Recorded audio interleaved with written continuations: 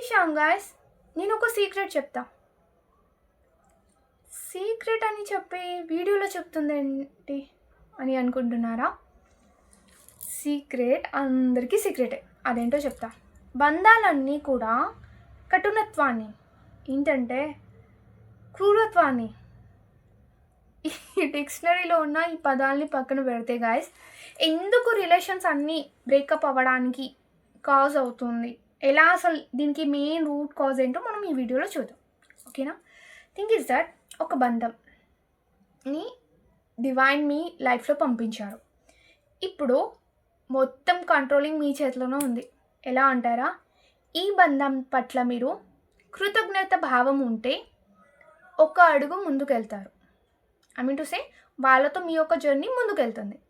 లేదా ఈ యొక్క బంధంలో మీ యొక్క ఇంటెన్షన్ కానీ థాట్ కానీ, అబ్బా వీళ్ళతో ఇదే నస అనే ప్యాటర్న్లో మీ యొక్క థింకింగ్ ప్రాసెస్ ఉందనుకోండి, ఇదే బంధం 10 రెట్లు వెనుకకి వెళ్ళిపోతుంది. సో వెనక ఎప్పుడైతే వెళ్తుందో ఈ బంధంలో ట్రస్ట్ ఇష్యూస్ రావడం కానీ, మిస్అండర్స్టాండింగ్ అవ్వడం కానీ, మోర్ ఎవర్ ఏంటంటే ఆ బంధానికి మనం ఒక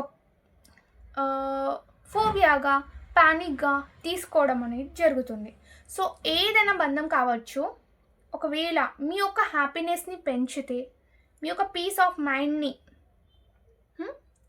పెంచుతుంది అనుకోండి, ఆ బాండ్ని ఎవ్రీడే కృతజ్ఞత చెప్పండి. థ్యాంక్ యూ నాతో ఉన్నందుకు, థ్యాంక్ యూ నన్ను సపోర్ట్ చేస్తున్నందుకు. ఫర్ ఎగ్జాంపుల్, ఏదైనా బాండ్లో ఒక పర్సన్ ఉంటే, for example, I love you mummy, thank you mummy నాకు ఎమోషనల్ సపోర్ట్ ఇచ్చినందుకు, థ్యాంక్ యూ మమ్మీ నాకు ఈచ్ అండ్ ఎవ్రీథింగ్ యొక్క కేర్ తీసుకున్నందుకు, థ్యాంక్ యూ మమ్మీ నన్ను ఇంత స్ట్రాంగ్ చేసినందుకు. I'm telling about you, about my mother. But in place of mother మీకు ఇష్టమైన బంధాలని మీరు పెట్టొచ్చు. ఓకే?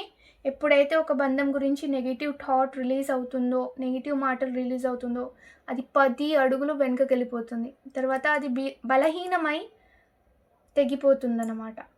సో ఎన్షూర్ దాట్ వచ్చే బంధాలన్నీ కూడా ఏదో ఒకటి నేర్పించడానికి, లేకుంటే ఏదో ఒకటి ఇవ్వడానికి మాత్రమే వస్తాయి. రాధే రాధే.